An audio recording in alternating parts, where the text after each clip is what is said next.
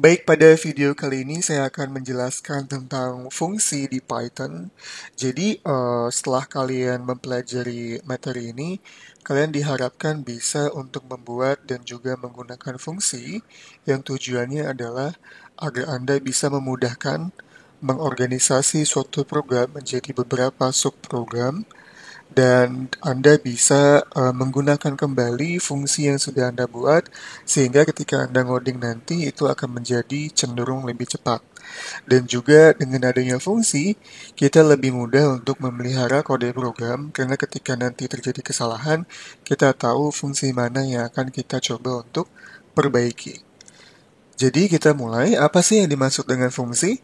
Fungsi itu merupakan sekumpulan pernyataan atau baris ya kode yang bertujuan untuk melakukan tugas tertentu. Intinya adalah Anda punya suatu kode program dan kode program tersebut dibungkus dengan suatu nama fungsi.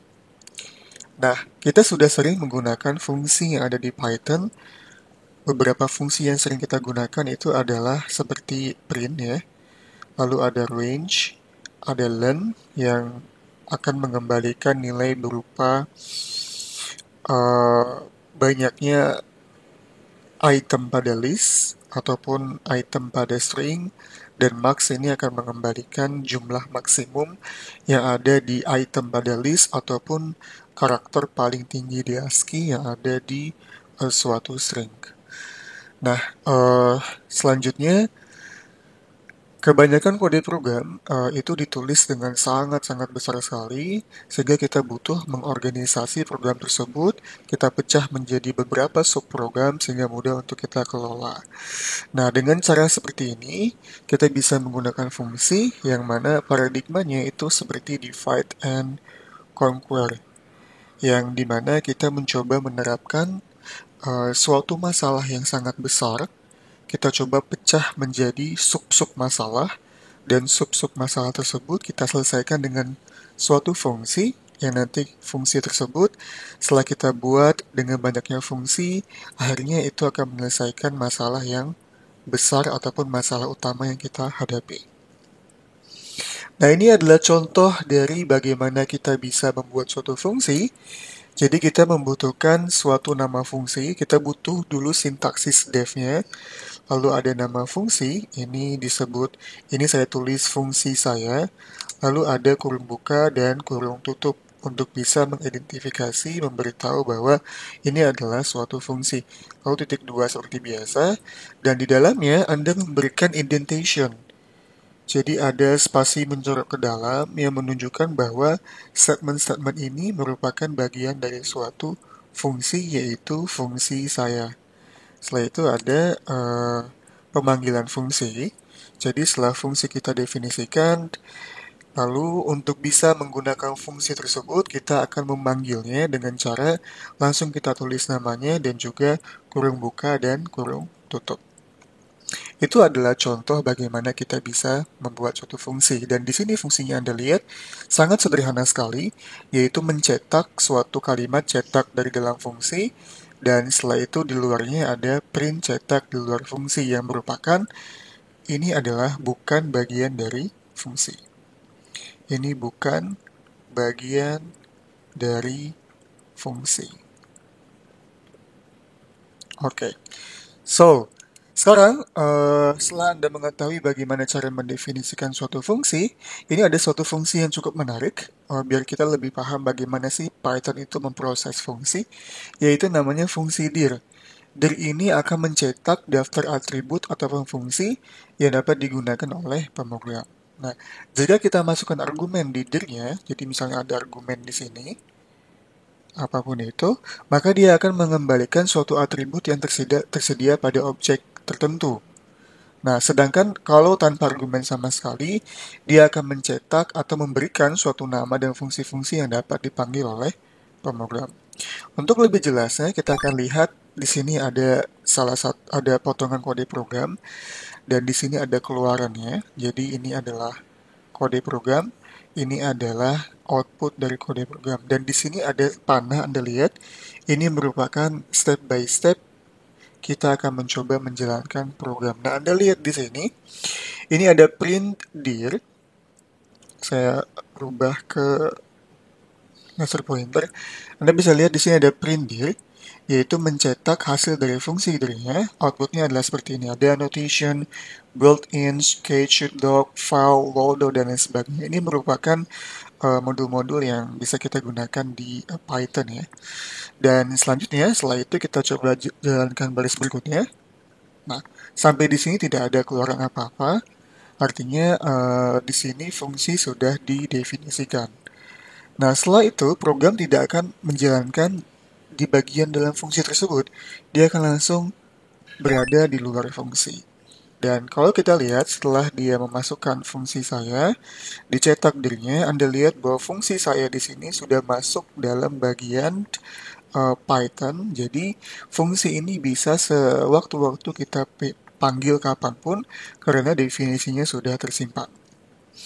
Nah, selanjutnya cetak di luar fungsi, lalu kita akan coba panggil fungsi saya. Oke, sampai di sini dia akan masuk ke dalam fungsi saya, lalu setelah itu dia baru akan mencetak dari dalam fungsi. So, itu adalah gambaran-gambaran alur bagaimana fungsi itu akan dieksekusi. Jadi, saya ulangi lagi, tidak langsung akan dieksekusi di dalam fungsinya. Jadi, cukup diambil nama fungsinya beserta argumennya. Nanti sewaktu-waktu ketika dia dipanggil, maka baru di dalam fungsi itu akan dijalankan statement-statementnya. Nah, selanjutnya kita akan membedakan apa yang dimaksud dengan variabel lokal dan juga variabel global.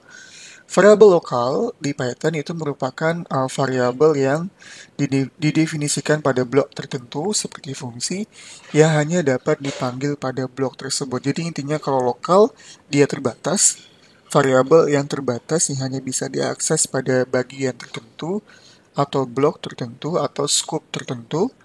Sedangkan pada variabel global ini merupakan variabel yang dapat dipanggil dimanapun walaupun di luar dari scope tersebut. Intinya cakupan dari global itu lebih luas dibandingkan dengan lokal dan global itu bisa diakses di manapun. Nah, contoh kita akan masuk ke variabel lokal. Jadi ini variabel lokal yang tidak bisa diakses di luar fungsi. Anda bisa lihat di sini ada suatu fungsi namanya cetak angka, lalu ada variabel angka yang akan menerima inputan berupa angka dari 0 sampai dengan 9, lalu print angka. Nah, kalau kita coba jalankan cetak angka, dia akan meminta masukan dari pengguna. Nah, setelah itu ketika kita coba print angka, akan terjadi error, yaitu name error, bahwa nama angka itu tidak terdefinisi. Kenapa kok bisa seperti itu? Karena dia termasuk karena dia termasuk variabel lokal. Jadi Anda lihat di sini angka ini hanya bisa diakses di dalam fungsi tersebut. Jadi kalau ada suatu variabel yang didefinisikan di dalam fungsi, maka dia termasuk variabel lokal. Artinya, sekali lagi, hanya bisa diakses di scope di dalam fungsi tersebut. Ketika kita coba panggil di luar dari fungsi, di luar dari scope-nya, maka terjadi error karena angka ini merupakan variabel lokal dan tidak bisa diakses di luar dari scope-nya atau tidak bisa diakses dari luar fungsi tersebut. Itu adalah ciri-ciri dari variabel lokal. Oke, kita akan lanjut ke contoh selanjutnya. Variabel lokal tidak akan menggantikan nilai variabel lokal dengan nama yang sama pada cakupan yang berbeda. Jadi contoh Anda bisa lihat di sini. Ada variabel lokal namanya kota di set Balikpapan, maka dia hanya berada pada scope fungsi Balikpapan saja. Ada fungsi Samarinda dengan isi variabel lokal kota Samarinda, dia hanya berlaku pada scope lokal itu saja. Artinya kalau kita cetak, dia akan menghasilkan kota Balikpapan, kota Samarinda. Walaupun ketika saya panggil Samarinda, kotanya ini kan merubah yang asalnya Balikpapan menjadi Samarinda. Tapi karena dia tergolong variabel lokal, maka variabel tersebut akan dieksekusi hanya pada skopnya saja. Sehingga dia berbeda. Itu untuk variabel lokal. Nah, variabel global berbeda lagi. Ini kebalikannya. Ini bisa diakses dimanapun, walaupun di luar dari fungsi. Contoh, ketika kita menyatakan atau mendefinisikan variabel di luar fungsi, ini termasuk variabel global. Oke, di situ ada variabel A dengan sama dengan 5, dia termasuk variabel global. Oke. Nah, variabel global ini bisa langsung diakses dalam fungsi misalnya A kalikan 2, ini kan berarti A pangkat 2, ya artinya dia sama dengan 25 ya, ini harusnya 25. Ini 25. Artinya kita bisa mencetak. Nah, walaupun saya tambahkan lagi, misal di sini print A, dia akan menghasilkan nilai 5, karena nilai A-nya adalah 5. Sedangkan di sini dia hanya mencetak dari kuadratnya 5 dipangkatkan dengan 2. Itu adalah variabel global yang sifatnya dia dapat diakses dalam suatu fungsi. Nah, selanjutnya kalau kita ingin mencoba merubah dari variabel lokal menjadi variabel global, maka kita butuh sintak tertentu, yaitu namanya adalah global. Jadi Anda lihat di sini, ada variabel A isinya 5, variabel B isinya 10. Kita punya fungsi namanya adalah ubah nilai. Dan di sini Anda lihat, A ini kita ingin kasih tahu bahwa dia adalah variabel global. Maka kita membutuhkan keyword namanya global. Jadi Anda taruh global sebelum nama variabelnya. Nah, ini mengindikasi bahwa Anda sudah membuat variabel lokal A menjadi variabel global A. Kalau kita lihat di sini, A kita set 90 dan B kita set 90. A ini adalah global, saya singkat dengan G, B ini adalah lokal, saya singkat dengan L. Ketika kita jalankan fungsinya ubah nilai, dan kita coba cetak nilainya, A yang semula dia adalah 5, dia berubah menjadi 90, karena sudah dirubah di fungsi ubah nilai. Sedangkan B, dia tetap 10. Kenapa? Karena dia tergolong variabel global, dan ketika di set 90 di sini, dia tidak merubah B yang ada di sini. Dia tidak berubah karena dia sifatnya adalah variabel lokal. Jadi itu perbedaan yang cukup signifikan antara lokal dan global. Dan kalau Anda ingin merubah variabel lokal menjadi global, Anda membutuhkan keyword yang namanya keyword global. Oke, lanjutannya.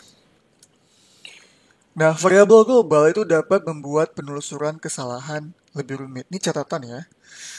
Bahwa variabel global itu dapat membuat penelusuran kesalahan menjadi lebih rumit. Dan fungsi yang menggunakan variabel global itu akan bergantung pada variabel tersebut, sehingga membuat fungsi kurang portable, artinya mudah dipindah posisikan atau disesuaikan. Dan yang terakhir adalah dalam beberapa kasus variabel global itu sangat berguna. Nah, catatan yang paling penting adalah di sini bahwa variabel global itu akan bergantung pada variabel tersebut. Jadi kalau misalkan kita sewaktu-waktu merubah variabel global, maka bisa jadi ada variabel yang bergantung pada variabel global tersebut, itu juga akan kena dampaknya. Berbeda dengan variabel lokal, walaupun kita merubah seberapa pun nilainya di variabel lokal, dia tidak akan berubah nilai dari variabel global. Jadi itu catatan yang perlu diperhatikan supaya menghindari kesalahan-kesalahan yang mungkin terjadi pada saat kita melakukan codingan. Nah, kita masuk ke coding challenge, yaitu di sini Anda diminta untuk membuat program sehingga bisa mencetak seperti ini menggunakan fungsi. Nah, kira-kira bagaimana bayangan Anda? Kalau dari bayangan saya, mungkin Anda bisa post terlebih dahulu ya, silakan di post terlebih dahulu, dan kira-kira bagaimana Anda bisa membuat uh, codingan seperti ini dengan menggunakan fungsi. Oke, baik. Setelah Anda coba cari tahu bagaimana caranya, cara yang paling sederhana adalah kita menggunakan sintak print ya. Kita coba cetak seberapa banyak gitu ya, sampai dengan yang tadi. Lalu kita print lagi sebanyak seperti itu gitu ya.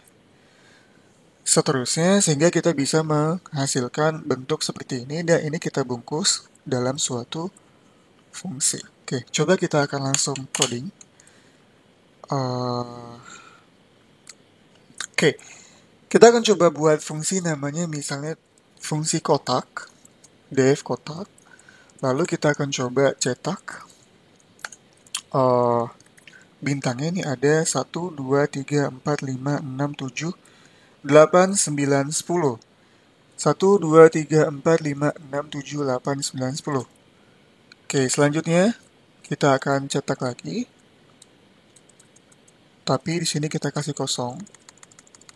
Oke, sebanyak 1, 2, 3, 4. Oke, 1, 2, 3, 4. Yang satunya di sini kita pindahkan ke bagian bawah. Nah, ini adalah fungsi untuk bisa mencetak kotak tadi. Kalau kita panggil misalnya kotak, lalu kita run, dia akan menghasilkan kotak seperti ini. Nah, cuman kalau seperti ini sepertinya kurang lebih tidak terlalu jauh berbeda gitu kan. Nah, bagaimana caranya kita coba mungkin kita bagi menjadi beberapa tugas. Jadi misalnya kita lihat dari karakteristik kotaknya itu terdapat dua jenis. Jenis yang pertama adalah yang full, jenis kedua yang tidak full. Jadi yang satu ini dia full, yang satu ini tidak full ya, tidak full.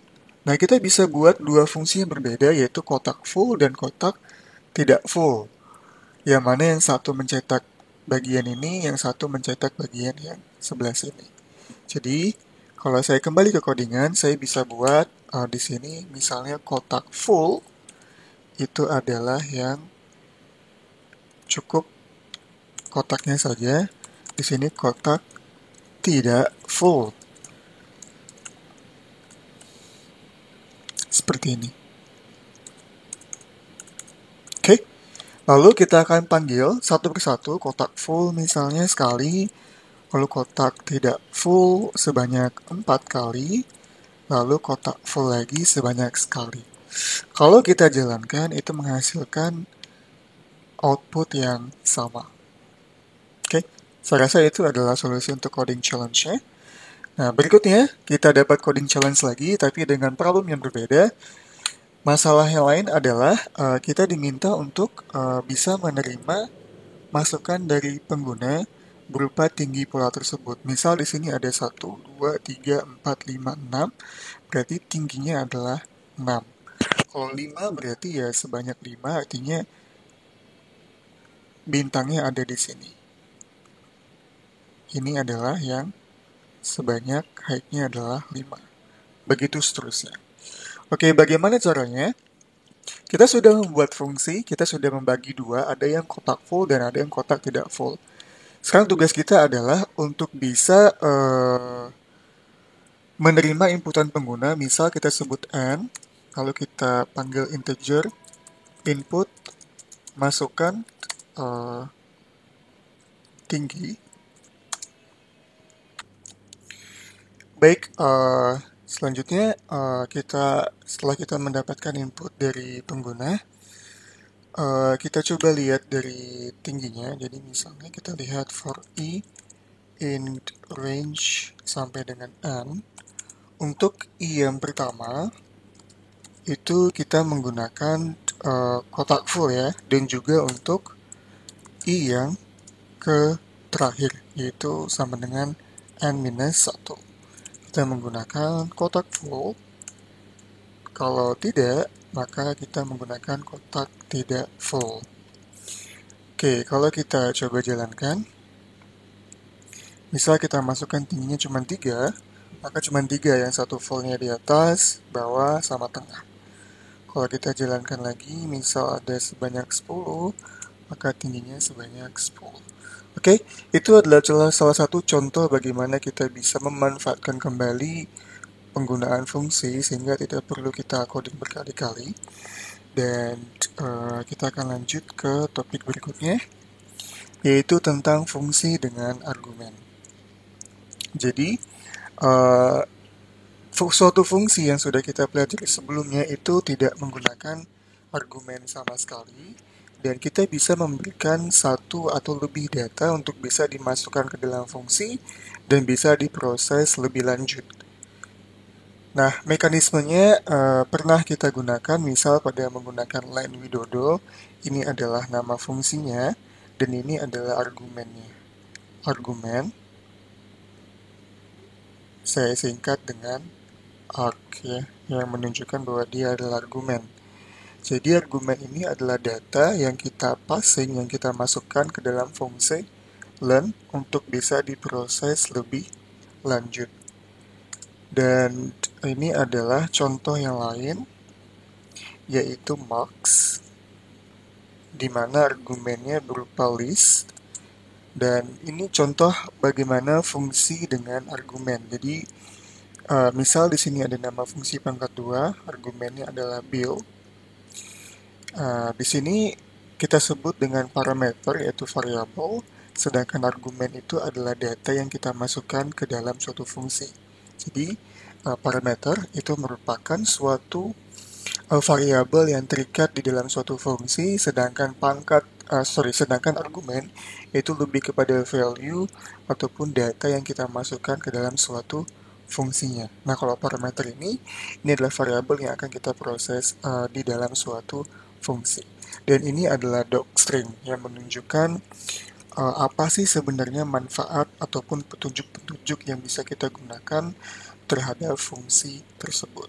Dan di sini ada suatu fungsi help, lalu kita masukkan nama fungsinya, dan ini akan menghasilkan apa sih instruksi ataupun petunjuk dari fungsi tersebut. Anda bisa lihat di sini, dia akan mencetak help on function pangkat 2 in model mind. Pangkat 2 parameternya adalah bilangan. Di sini akan ditulis fungsi untuk memangkatkan dua suatu bilangan, persis seperti yang ada di docstring. Lalu hasilnya pangkat 2 akan menghasilkan 25. Nah, itu sekilas tentang parameter dan argumen dan juga fungsi help, di mana dia bisa menghasilkan informasi-informasi terkait dengan suatu fungsi. Nah, kita juga bisa menggunakan argumen lebih dari satu. Anda bisa lihat di sini ada dua argumen build 1 dan argumen build 2. Dan dia akan menjumlahkan dua bilangan, yaitu build 1 plus build 2. Hasilnya adalah 15, seperti di bawah sini. Dia juga akan mencetak informasi bahwa fungsi untuk menjumlahkan dua buah bilangan. Jadi fungsi help ini dengan menggunakan docstring ini sangat bermanfaat sekali ketika kita ingin mencari tahu sebenarnya fungsi apa saja yang terlibat ataupun manfaat dari fungsi yang ada di Python. Sedangkan untuk mencari kira-kira apa saja sih atribut dari suatu modul ataupun atribut dari suatu objek, kita bisa menggunakan fungsi dir. Jadi dir dan help ini sangat membantu sekali ketika kita ingin mencoba melakukan codingan untuk mencari tahu apa sebenarnya manfaat dari fungsi dan apa saja fungsi-fungsi yang terlibat ataupun atribut yang terlibat dari suatu objek. Nah, kita masuk ke kode challenge lagi. Jadi di sini Anda diminta untuk membuat suatu program untuk bisa menghasilkan nilai faktorial. Misalnya faktorial 4 akan menghasilkan 4 kali 3 kali 2 kali 1 sama dengan 4. Perhatikan, dia juga mencetak 4 kali 3 kali 2 kali 1 dan juga 24. Oke, silakan di pause dulu. Kalau Anda sudah mencoba ngotak-ngatik, silakan bisa diresum. Baik, kita akan coba memecahkan masalahnya terlebih dahulu. Masalah yang pertama adalah kita bisa lihat di sini, yaitu bisa mengembalikan string berupa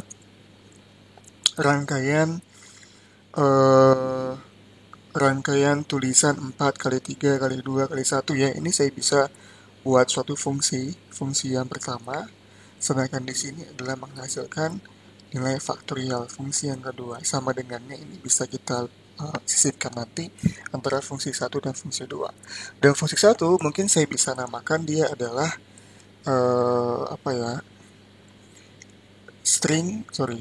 misalnya str angka, string angka maksudnya.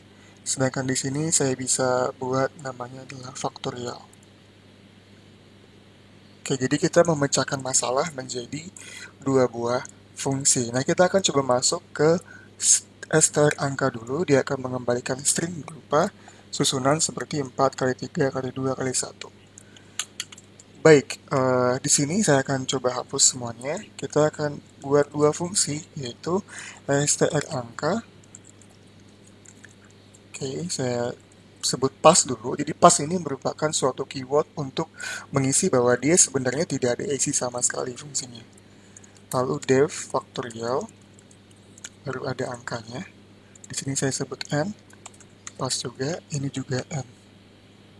Oke, nanti ketika kita coba masukkan misalnya x ya, integer input, masukkan bilangan, maka nanti dia akan menghasilkan misalnya str angka, misalnya str angka tadi.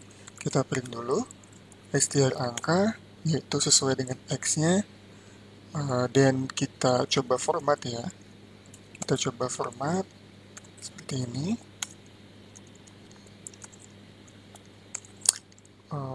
Lalu sama dengan, yaitu faktorial x ya. Nah, untuk string angkanya, kita harus bisa mengembalikan stringnya. Jadi misal stringnya kita sebut kosong dulu. Lalu bagaimana caranya kita bisa menghasilkan misalnya n kali sekian kali sekian kali sekian, maka kita menggunakan fungsi looping. Jadi misalnya for i in range n, kita mulai dengan terbalik ya, atau mungkin kita juga bisa buat dari misalnya n sampai dengan 0 dengan stepnya minus 1. Oke, kita akan coba buat berarti str sama dengan, plus sama dengan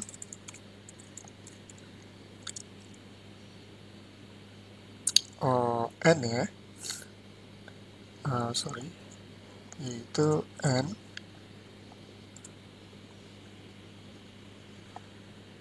kali gitu ya, n kali dan seterusnya. Oke, sebelum kita masuk ini, coba kita cek dulu apa sih sebenarnya output dari str angka. Jadi kalau kita coba print str angka, misalnya 4, kalau kita jalankan, dia akan menghasilkan none. Oke, karena belum kita return ya. Return str.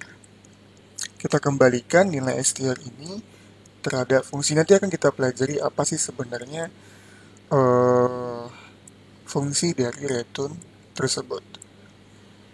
Atau untuk lebih gampangnya kita bisa langsung print str ya. Print str. Dengan n-nya adalah kosong. Oke, jadi kita akan coba tanpa nilai kembali. Misal str angka, ketemunya 4 kali 4. Oke, harusnya adalah i. Oke, 4 kali 3 kali 2 butuh spasi. Nah, tapi kalau misalkan ternyata i-nya itu adalah sama dengan 1, maka str-nya plus sama dengan cukup fi saja tanpa adanya x sama sekali. Seperti ini. Ini kalau else. Ya. Oke, kalau kita jalankan di hasilnya 4 kali 3 kali 2 kali 1. Oke, tinggal kita kasih print sama dengan n-nya adalah kosong, n-nya adalah kosong. Ya, seperti ini ya. Kalau kita masukkan 5, 45, oke, 45, maka dia sebanyak 45 kali sampai dengan. Oke, tinggal kita masukkan faktorialnya. Faktorial, misalnya saya ganti 5 aja, biar lebih enak. Ini tidak jadi ya. Ini kita pindahkan ke atas. Oke, jadi berdasarkan X, ini kita ganti X. Oke, tinggal kita isi faktorialnya. Faktorialnya adalah for n. Lalu kita mulai dari tadi adalah, ini dimulai dari 0 ya. Berarti biar sama aja saya kopikan di sini.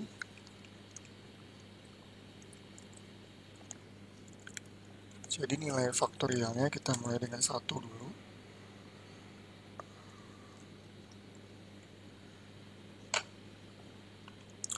Baru di sini adalah faktorial dikalikan dengan sama dengan I. Oke, ini untuk yang cara mundur. Kalau cara naik juga kalian bisa gunakan, sama aja nggak masalah.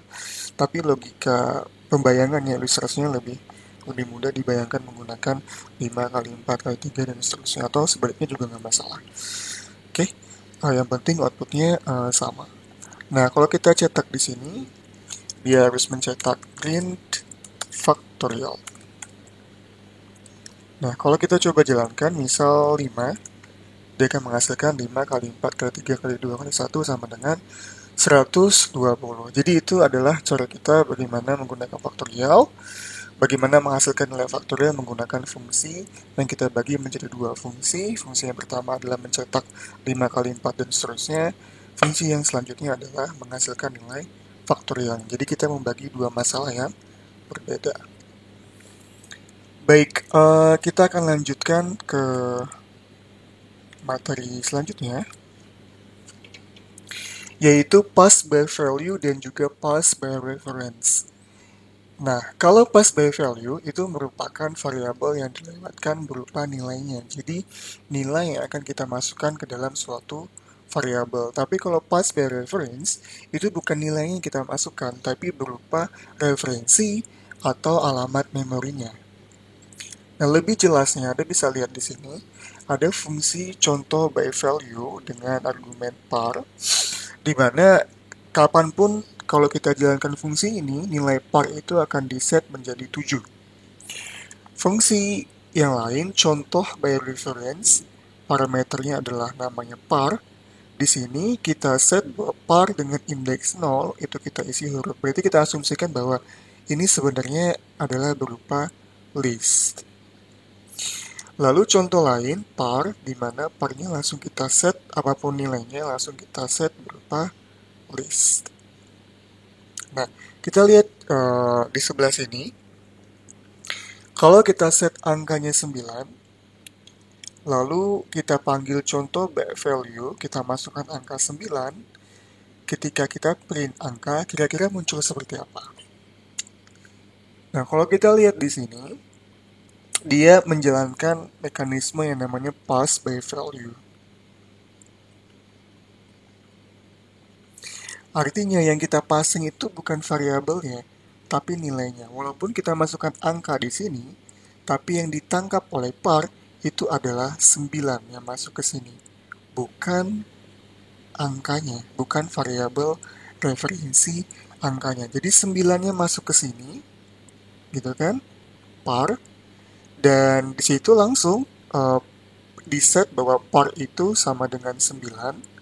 Lalu di sini par dirubah menjadi 7. Ketika kita print angka, dia akan tetap menjadi 9. Karena dia sifatnya adalah pass by value, dia tidak akan merubah apapun yang ada di angka, dia hanya merubah yang ada di par, sedangkan par ini dia adalah variabel lokal. Jadi, apapun yang kita rubah dalam fungsi, walaupun kita masukkan variabel global di sini, angkanya tetap menjadi 9, karena dia pass by value. Nah, kalau kita lihat di sebelah sini, ini ada list, lalu memanggil fungsi yang namanya adalah contoh by reference, kita masukkan listnya ke dalam fungsi tersebut, lalu kita print list. Kira-kira apa yang terjadi? Nah, karena yang dipassing di sini adalah referensinya, atau alamat memorinya, atau variabelnya, maka terjadi namanya mekanisme pass by reference. List ketika masuk ke sini, ini adalah 9, 10, 11. Ketika kita rubah pas nolnya menjadi huruf, maka dia akan menjadi huruf baru 10, 11. Ini adalah nilai yang dirubah. Kenapa? Karena yang dirubah itu adalah, yang dimasukkan itu adalah referensinya. Oke, sedangkan yang di sini kita masukkan listnya, jadi dia sudah pass by reference, tapi langsung diganti par sama dengan 0,1,2. Dan di sini dia berlaku variabel lokal, sehingga list yang di sini tetap menjadi huruf 10 dan 11. Itu adalah mekanisme-mekanisme pass by value dan pass by reference. Yang perlu Anda ingat adalah ketika Anda memasukkan list di sana ataupun dictionary, dia akan bersifat pass by value. Jadi apapun yang kalian rubah, misalkan ada par 0 seperti ini, ataupun Anda memutasi nilai-nilai yang ada pada list atau dictionary, dia akan sifatnya pass by reference. Sedangkan yang variabel lain selain objek, dia adalah pass by value. Gambaran umumnya seperti itu. Nah, untuk lebih detailnya lagi, saya bisa gambarkan di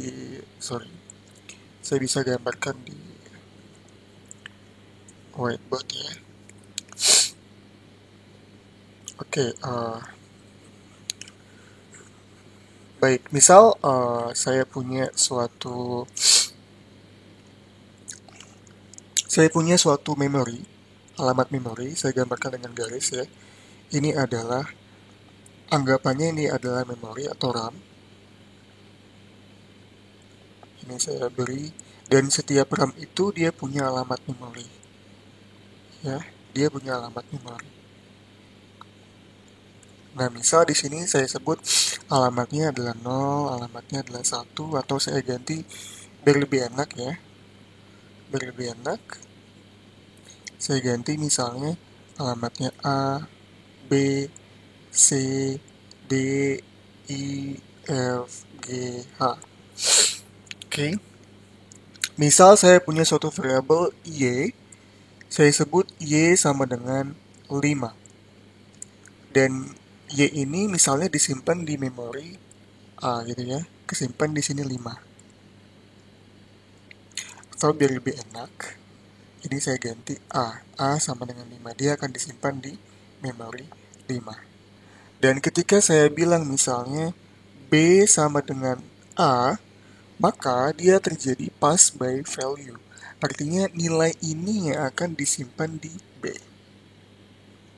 Jadi nilai ini yang akan disimpan di B. Sehingga dia akan menjadi 5. Artinya A5, B5.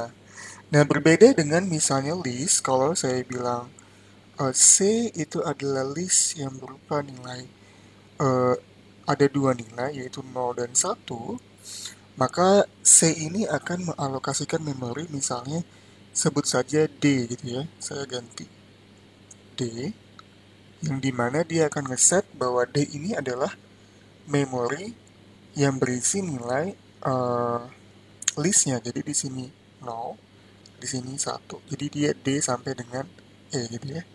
D sampai dengan E.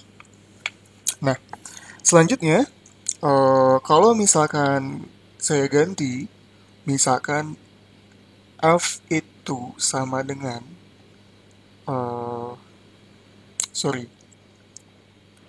F itu sama dengan C, maka yang di copy bukanlah nilainya, tapi yang di copy itu adalah alamat memorinya, bahwa dia di sini adalah D. Sehingga kalau saya rubah, F-nya adalah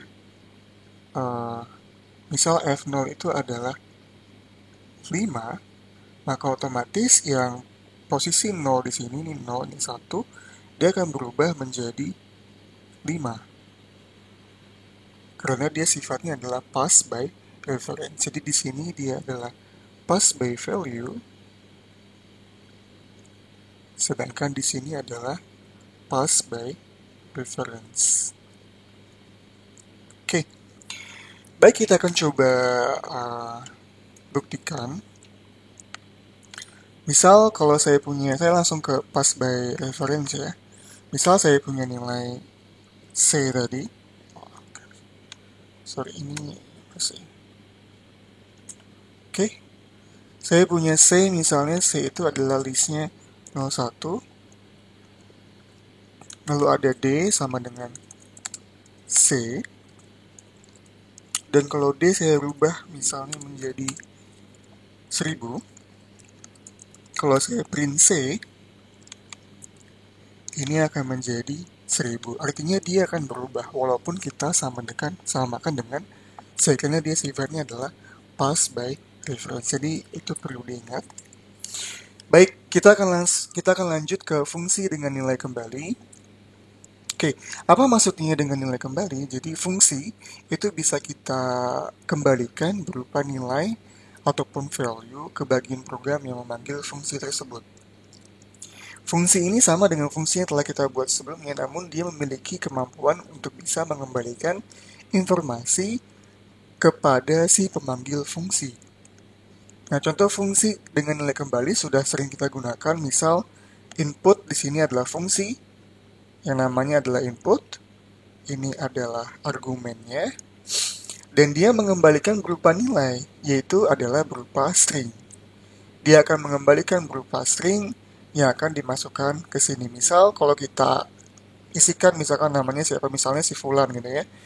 Nah, nama Fulan ini atau value Fulan ini itu akan masuk ke variabel nama. Jadi dia mengembalikan informasi dari fungsi yang kita panggil ke dalam si pemanggil fungsi, yaitu si nama tadi. Contoh yang lain adalah Land Institute Teknologi Kalimantan. Dia akan mengembalikan berupa integer, yaitu jumlah karakter yang ada pada string tersebut yang akan disimpan kepada panjang karakter. Jadi itu adalah ciri-ciri dari fungsi dengan nilai kembali. Nah, bagaimana cara kita untuk bisa mendefinisikan fungsi dengan nilai kembali? Itu menggunakan sintaksis yang sama, cuman menggunakan keyword return di sini. Nah, return itu akan membuat fungsi berhenti seketika, seperti break pada perulangan, dan statement setelahnya tidak akan dijalankan. Jadi contoh, Anda bisa lihat, Anda menggunakan nama fungsinya, argumennya, terus statement-statement Anda, dan di ujungnya Anda menggunakan return. Jadi, sebenarnya fungsi dengan tanpa nilai kembali, itu dia punya nilai return. Returnnya adalah none. Returnnya adalah none, artinya tidak ada sama sekali. Nah, sedangkan di sebelah sini, dia punya nilai return, yaitu nilainya adalah rata-rata. Jadi, ini adalah fungsi untuk mencari rata-rata dari 3 buah bilangan, yang argumennya adalah bil 1, bil 2, dan bil 3, dan dia akan merata-ratakan seperti yang Anda lihat, dan dia akan mengembalikan nilai rata-rata tersebut. Jadi contoh di sini, misalnya rataan 3 bilangan, kita masukkan 5, 6, 7, maka rata-ratanya adalah 6, itu akan dikembalikan dan dimasukkan kepada variabel X. Kita cetak X-nya, dia akan mencetak nilai 6. Jadi itu adalah mekanisme fungsi dengan nilai kembali. Oke, coding challenge lagi. Oke, Anda diminta untuk memasukkan kepada pengguna berupa harga barang, diminta menggunakan fungsi, jangan terima harga di bawah 50.000. Minta kepada pengguna kembali harga di atas harga tersebut. Oke, lalu diskon 20% harga tersebut, gunakan fungsi, cetak harga awal dan harga setelah diskon. Oke, jadi intinya, program akan meminta suatu harga, dan harga tersebut akan didiskon 20%. Kalau ternyata harganya itu di atas dari 50.000.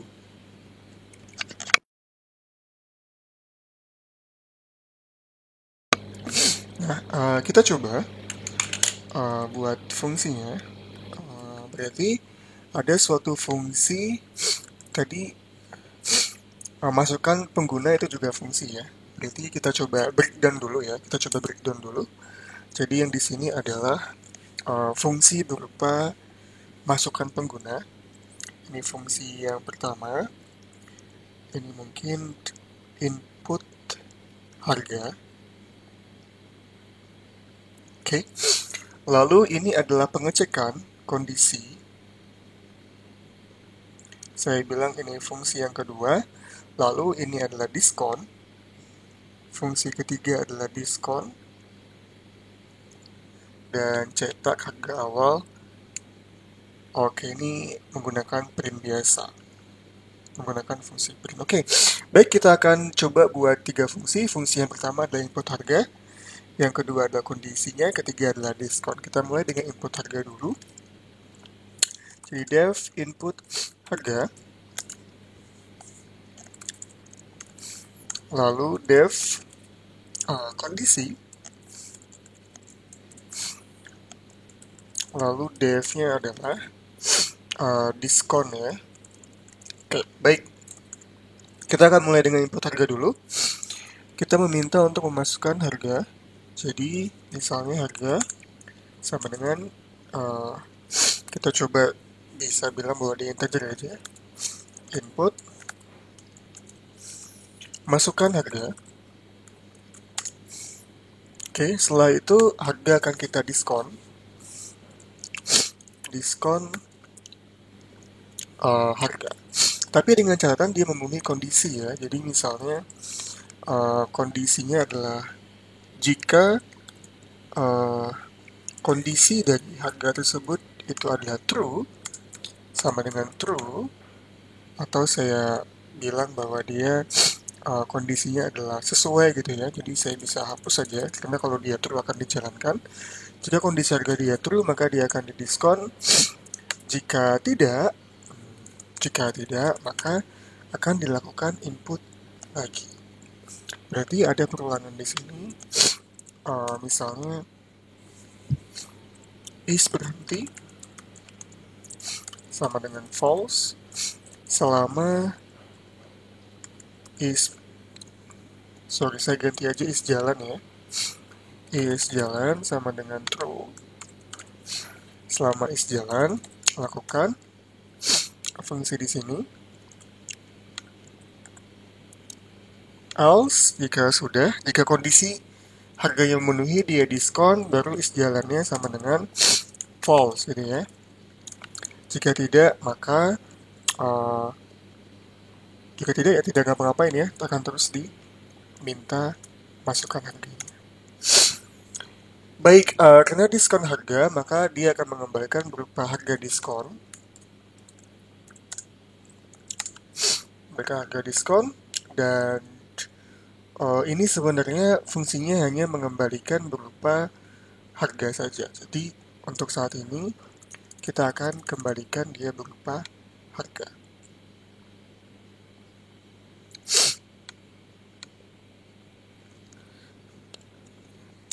Oke, baik. Saya ulangi. Jadi saya ulangi aja. Jadi yang pertama adalah kita mulai dengan def, yaitu tadi input harga. Jadi fungsinya adalah hanya menginputkan harga. Mengembalikan masukan harga dari pengguna. Oke, kita pas dulu. Lalu def-nya adalah diskon. Diskon harga tadi, yang dimana dia akan mengembalikan berupa mengembalikan harga setelah didiskon 20%. Berarti kita kembalikan return harga setelah didiskon 20%. Diskonnya adalah dis misalnya, yaitu 0,2 kalikan dengan harga, maka harga setelah diskon adalah return harga minus dis. Baik, setelah itu fungsi yang ketiga adalah kondisinya. Saya tadi harga, terus div kondisi. Kondisi ini adalah kalau misalkan dia mengembalikan dia true atau false ya, atau kita ganti saja apakah dia valid gitu ya. Nah, kalau dia valid maka dia dijalankan, kalau tidak dia akan mengembalikan nilai yang false gitu ya. Jadi kalau misalnya jika harga itu kurang dari 50.000 maka kita kembalikan dia tidak valid, yaitu false. Sebaliknya dia akan mengembalikan true. Jadi ini adalah fungsi is valid ya. Nah, sekarang Kita akan masuk ke input harga tadi, yaitu dia akan menginput terus while true, ya. Selama true, ya true terusan ya.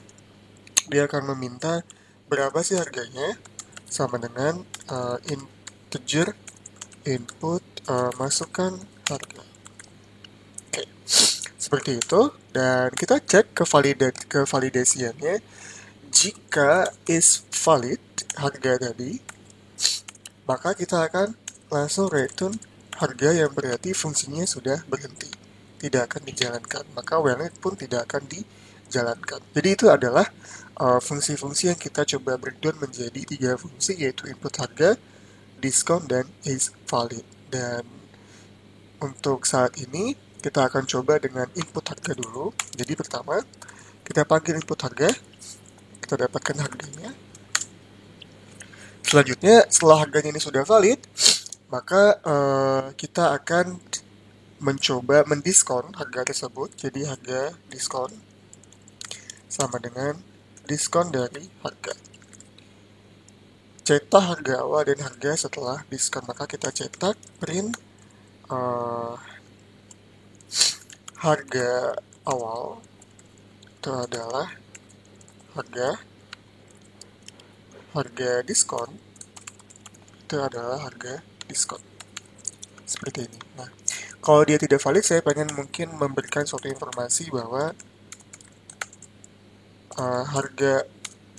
harga barang yang Anda masukkan tidak memenuhi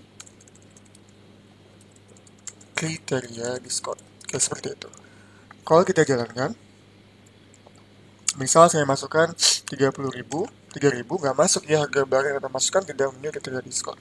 Saya masukkan 20 juga nggak sama. Kalau kita masukkan misalnya 100.000, nah, ada yang salah nih. Type arrow button. Oke, jadi dia sifatnya adalah float. Berarti ini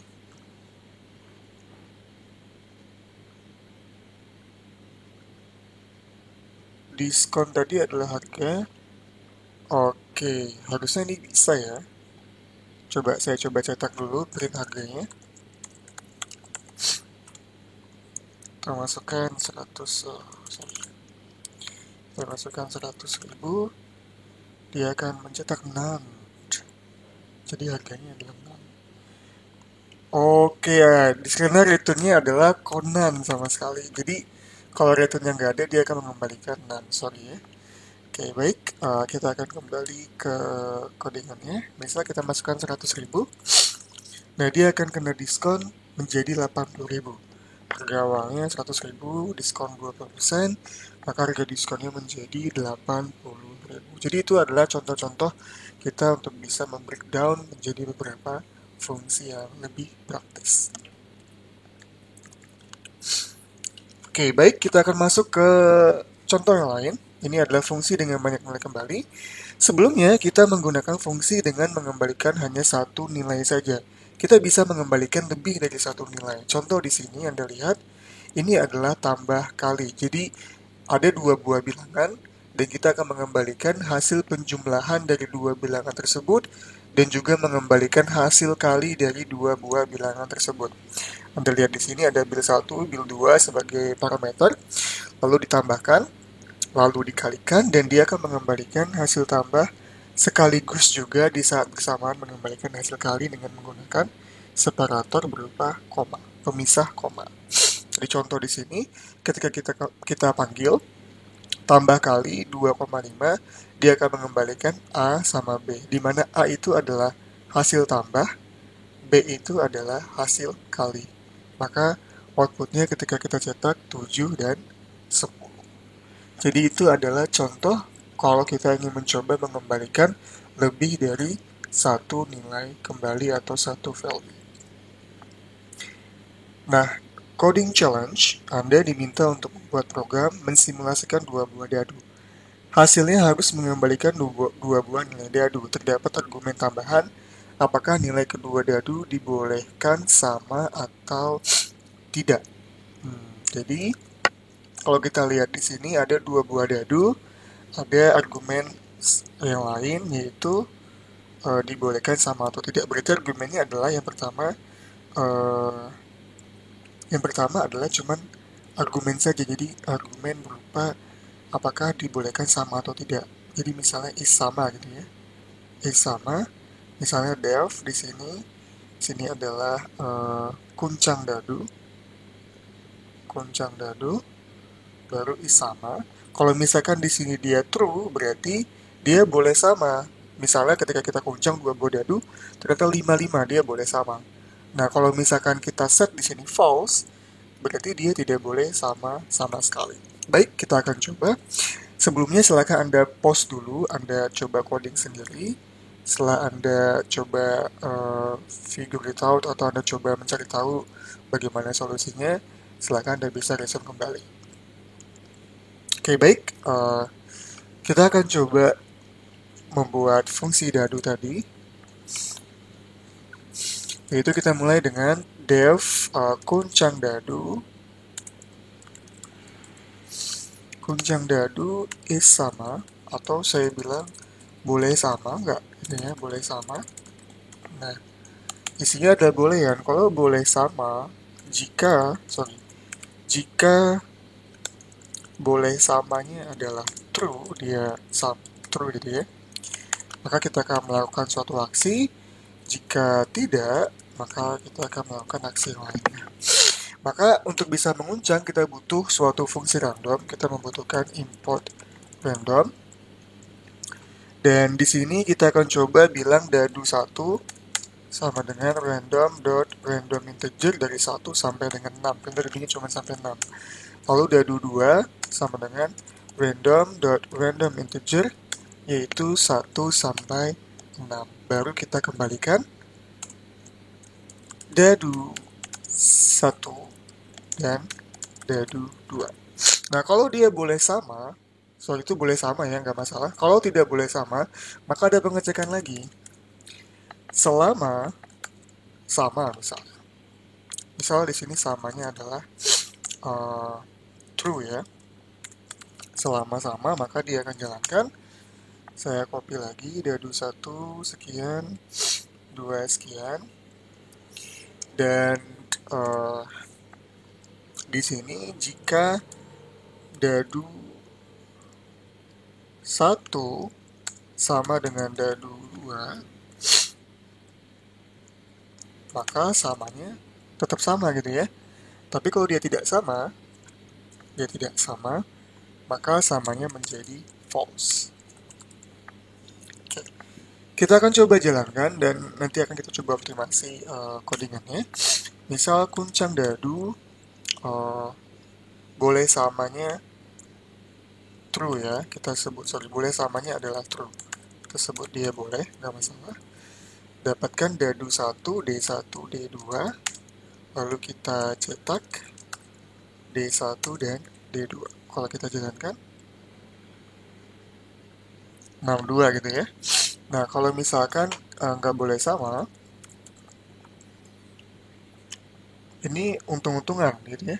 Kalau misalkan sama, dia akan terus diulang. Kalau nggak sama, ya langsung mengembalikan nilai dadunya. Tapi Anda lihat di sini, ini ada boilerplate code ya. Artinya codingannya ada yang diulang-ulang. Oke, jadi kita bisa perkecil codingannya dengan hanya menggunakan ini sekali di atas. Gitu ya. Dan kalau misalkan boleh samanya sama dengan false, nah ini bisa kita begini kan ya.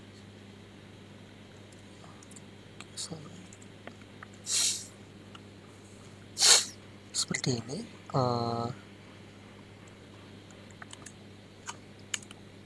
Nah ini lebih ringkas dari yang sebelumnya. Jadi kalau misalkan dia boleh sama true ya nggak masalah berapapun nilainya gitu kan. Tapi kalau dia tidak boleh sama maka harus ada pengecekan. Dimana kalau ternyata hasil dari dadu 1 dan dadu 2 itu sudah tidak sama, maka samanya false.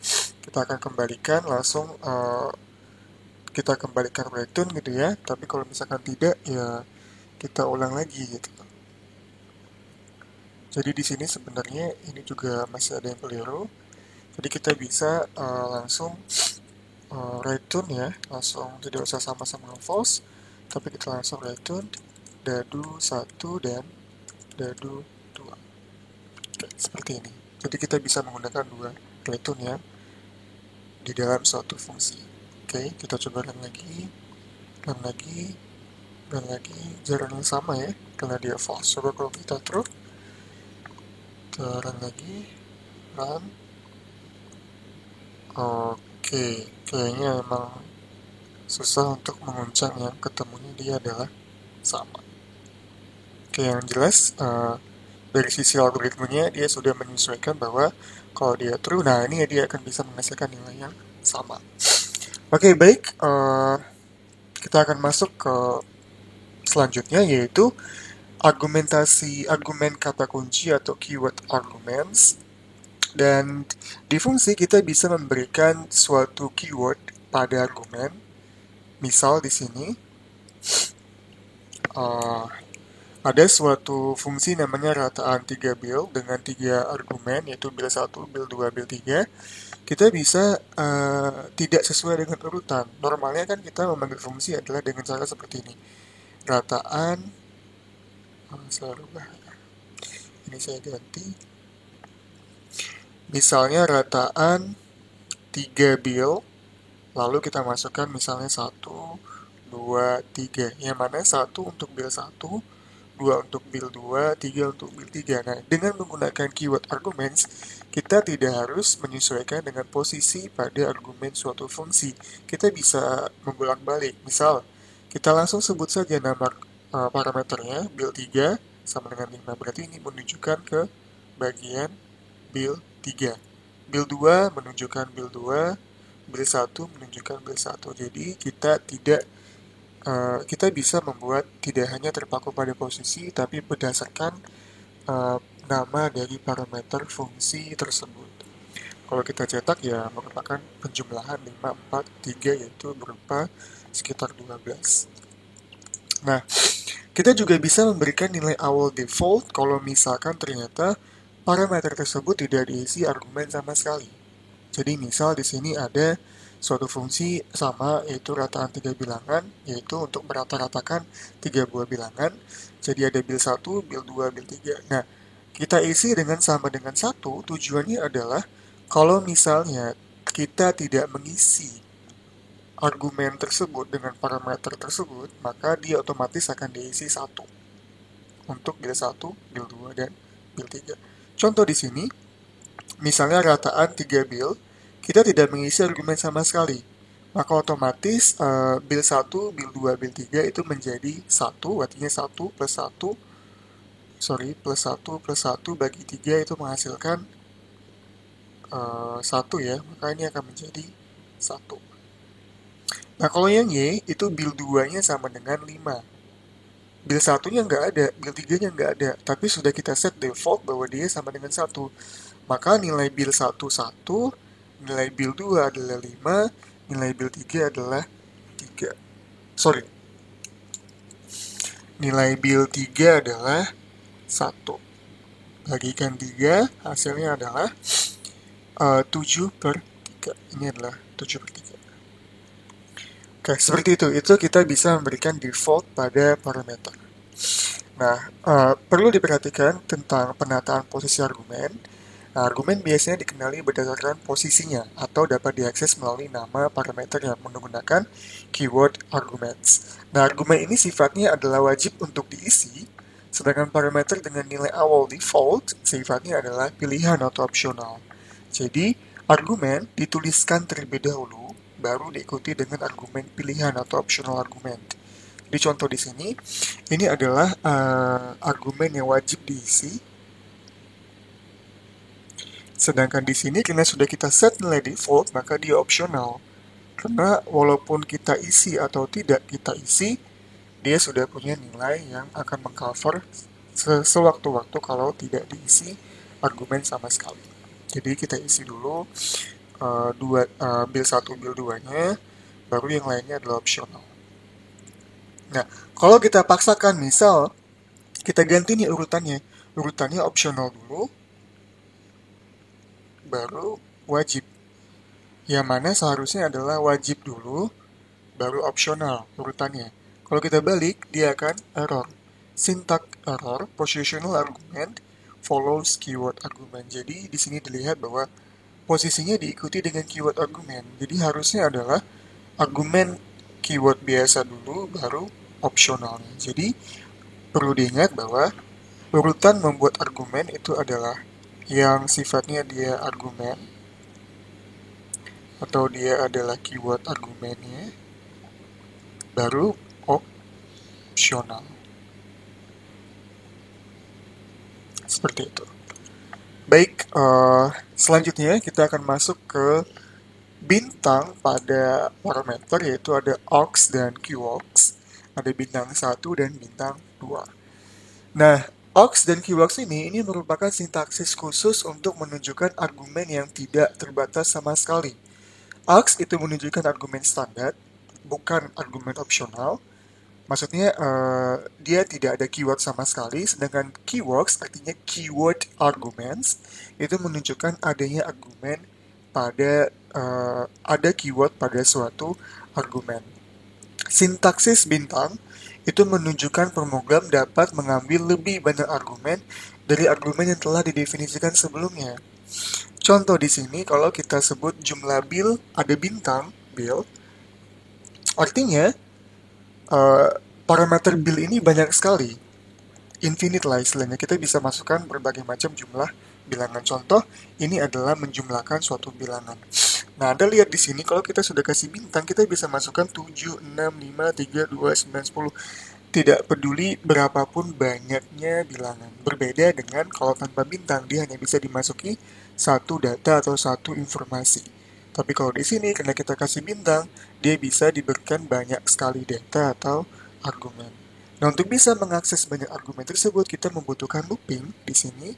Dengan cara for b in bilangan, kita sudah mengunjungi data-data ataupun informasi dari setiap parameter bilangan. Jadi dia akan menjumlahkan bilangan yang ada di sini, nilainya adalah 42. Itu untuk aux atau argumen. Untuk keywords, ini adalah berupa keyword argumen. Kalau keyword argumen dia punya kata kunci, baru ada value-nya gitu ya. Nah, ini sebenarnya mirip dengan dictionary. Yang mana dictionary, yang mana dia punya definisinya menggunakan huruf kawal, ruang tutup, kata kunci, lalu value, kata kunci, lalu value, dan seterusnya. Anda bisa lihat di sini, kita beri 2 bintang yang merupakan keywords, data. Nah, di sini print data, lalu untuk bisa mengunjungi tiap argumen keywordnya, itu menggunakan key value in data.items. Baru kita bisa cetak key dan value-nya. Contoh, kita panggil cetak data, kita masukkan ada nama Anggi, umur 18, prodi matematika. Maka ketika dia cetak, ini adalah hasil cetakannya. Dia akan mencetak persis seperti dictionary. Ada key, ada value. Nama Anggi, key umur, value 18, key prodi, value matematika. Sehingga untuk bisa mendapatkan nilai key dan juga value-nya, kita bisa menggunakan looping layaknya yang ada di dictionary. Yaitu di sini bisa Anda lihat key value menghasilkan bentuk seperti ini. Jadi itu adalah untuk bintang 2 kali yang menunjukkan bahwa dia adalah argumen yang tidak terbatas, bisa lebih dari satu argumen keyword. Nah, sebelum saya masuk ke challenge, penataan dari parameternya Anda harus perhatikan. Saya kembali ke sini. Parameter dari suatu fungsi susunannya adalah Anda menggunakan argumen biasa. Jadi misalnya ada def, gitu ya, def, of. Nah, di sini Anda perhatikan ini adalah argumen biasa atau dengan keyword tadi.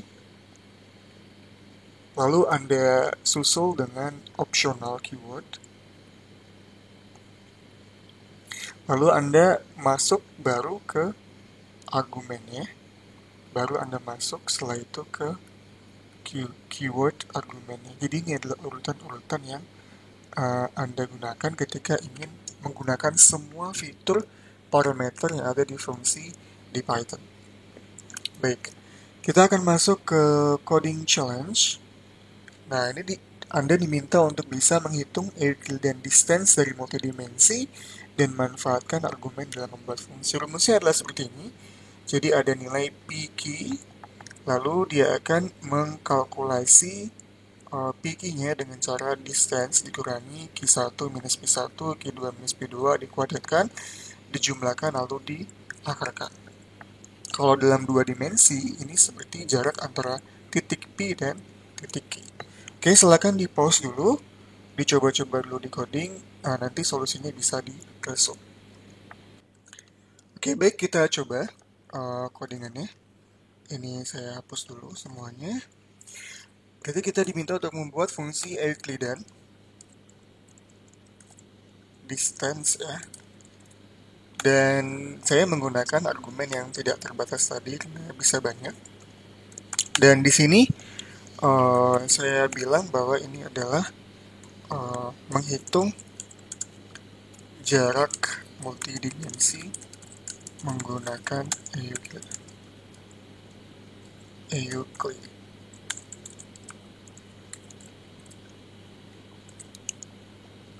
Distance. Baik. Oke. Nah, kita bisa bayangkan Anda ketika memanggil Euclidean distance, Anda bisa menggunakan misalnya titik 1, titik 2, terus ini titik 1 kan, karena dia dari koordinat ada X dan Y, ini merupakan titik pertama, ini merupakan titik kedua. Atau kita bisa memanfaatkan tuple. Tuple itu adalah berupa seperti ini, jadi ada tuple, ada list, jadi ya. Kalau tuple dia menggunakan bentuk seperti ini. Dan tuple itu sifatnya dia immutable. Jadi contoh di sini, misal titik yang pertama adalah 1,2, titik yang kedua adalah 9,11, lalu misalnya titik yang ketiga adalah minus 5,7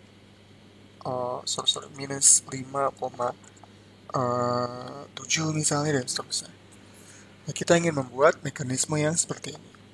Oke, untuk bisa ngecek apakah ini berhasil atau tidak, maka kita menggunakan for misalnya n in aux tadi. Coba kita mencetak nilai yang ada di sini ya.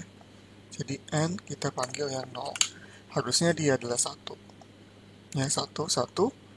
Ini elemen pertama, 9, dan minus 5. Baik. Kalau begitu, kita sudah dapatkan ininya. Berarti tinggal kita menggunakan rumusnya, yaitu Q minus P. Ini pengurangan dua nilai ya. Berarti sederhananya kita bisa menggunakan pengurangan antara N1 dengan N yang 0. Jadi N1 ini adalah yang posisi di sini, 0 adalah yang di sini.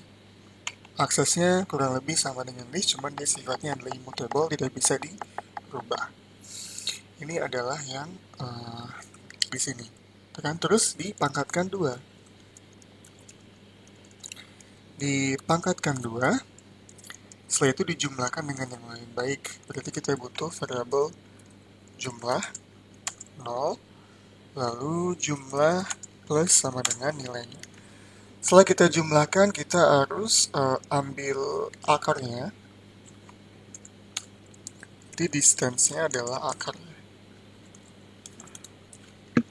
Akar di Python itu adalah baik menggunakan SQT. Sana ya.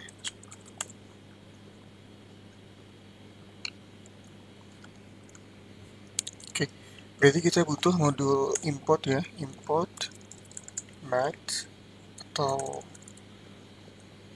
ya, import from math import SQT. Oke, baik. Ini adalah akarnya ya. Bagaimana ini adalah fungsi yang mengembalikan akar dari suatu bilangan. Lalu kita kembalikan return distance. Kita dapat distance-nya di sini. Coba kita cetak. Oke. Nah, ketemunya adalah 12,2065 sekian. Jadi itu adalah cara kita untuk bisa menggunakan argumen berlebih dengan tanda bintang ataupun bintang 2 keywords gitu ya. Artinya Anda bisa menggunakan infinite number of parameters. Nah, kita akan kembali ke selanjutnya. Nah, selain menggunakan fungsi yang sudah kita definisikan menggunakan def, kita juga bisa menggunakan ekspresi lambda. Jadi, lambda digunakan untuk bisa membuat fungsi anonymous dan hanya melibatkan satu ekspresi dan nilainya langsung dikembalikan. Contoh pembuatan lambda seperti ini. Jadi kita buat ada suatu nama, ini kita bisa bilang bahwa dia adalah nama fungsi. Nama fungsi. Lalu lambda, ini adalah parameternya. Dan ini adalah nilai kembalinya. Oke, jadi ada nama fungsi, lambdanya, lalu parameter, dan nilai kembalinya. Kalau kita langsung coba eksekusi, misal f 56, dia akan mengembalikan 5 pangkat 2, yang ini adalah x, 6 adalah y, 6 pangkat 2, seterusnya. Mengembalikan nilai 61. Jadi dengan lambda ini, kita lebih singkat dalam membuat suatu fungsi yang langsung mengembalikan nilai kembali dengan hanya satu ekspresi. Satu ekspresi di sini. Baik, kita akan lanjut ke fungsi rekursif. Jadi, rekursif itu merupakan suatu fungsi yang memanggil dirinya sendiri. Nah, tujuan dari rekursif ini adalah untuk bisa menyederhanakan pemrograman dan sebagai alternatif dari suatu iterasi. Contoh misalnya kita punya fungsi faktorial menggunakan fungsi rekursif. Anda lihat di sini, faktorial ini memanggil dirinya sendiri. Faktorial n-1. Dia mengembalikan dirinya sendiri ya. Lalu setelah itu, Anda harus memastikan bahwa dia punya kondisi berhenti. Karena kalau tidak, dia akan terus memanggil fungsinya sendiri. Anda bisa bayangkan bahwa sebenarnya, misalnya n adalah 5, maka n faktorial itu adalah n dikalikan dengan n minus 1, gitu kan? Dikalikan dengan n minus 2, dan seterusnya. Artinya ada pengurangan nilai di sini. Jadi n minus 1 dimasukkan, kalau kita panggil lagi, dia akan mengurangi nilai minus 1-nya, dan seterusnya. Dan kalau kita tanpa ada return yang tidak memanggil dirinya sendiri, maka dia akan terus-terusan diulang sampai n-nya 2 atau tidak ada kondisi seperti ini. Jadi Anda harus memastikan bahwa dia punya kondisi berhenti, yaitu di bagian sini. Jadi rekursif adalah fungsi yang mengembalikan, fungsi yang memanggil fungsi itu sendiri. Untuk lebih jelasnya, mungkin saya akan coba ilustrasikan ya,